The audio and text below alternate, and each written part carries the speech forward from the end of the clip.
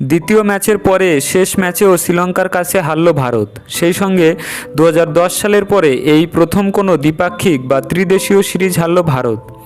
শ্রীলঙ্কার বিপক্ষে ভারতের প্রথম দলে মোহাম্মদ সিরাজ ছাড়া কোনো পেস বোলার ছিল না। Allrounder Shubham Dube medium pacer হিসাবে বোলিং শুরু করেন সিরাজের সঙ্গে।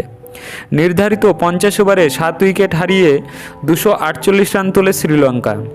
ওপেনিংয়ে নেমে আভিষ্কা ফার্নান্ডো শ্রীলঙ্কার হয়ে সর্বোচ্চ 96 রান করেন।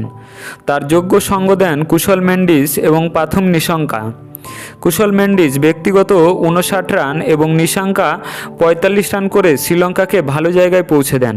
তবে আভিষ্কা ফার্নান্ডো আউট হওয়ার পরেই শ্রীলঙ্কার ইনিংসে ভাঙন ধরে। ভারতের হয়ে 3টি উইকেট নেন রিয়ান পরাগ। বোলারদের মধ্যে সিরাজ 9 ওভারে 78 রান দিয়ে 1টি উইকেট নেন।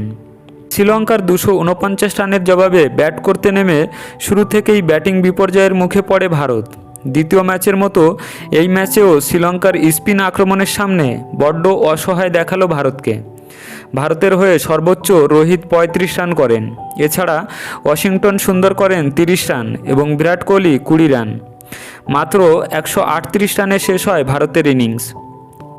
এদিনেও ব্যর্থ শুভম দুবে, শ্রেয়াস আইয়ার এবং ঋষভ পান্ত। শ্রীলঙ্কার হয়ে 5টি উইকেট নেন ওয়েলেল্লা, 2টো করে উইকেট নেন ভ্যান্ডারেসে এবং তিক্সিনা। এই ম্যাচ 110 রানের জয়ের সুবাদে ভারতের বিরুদ্ধে একদিনের সিরিজে 2-0 ব্যবধানে জিতল শ্রীলঙ্কা। ভিডিওটি ভালো লাগলে অবশ্যই ভিডিওটিকে লাইক করবেন এবং বঙ্গ স্পোর্টস চ্যানেলটিকে সাবস্ক্রাইব করবেন।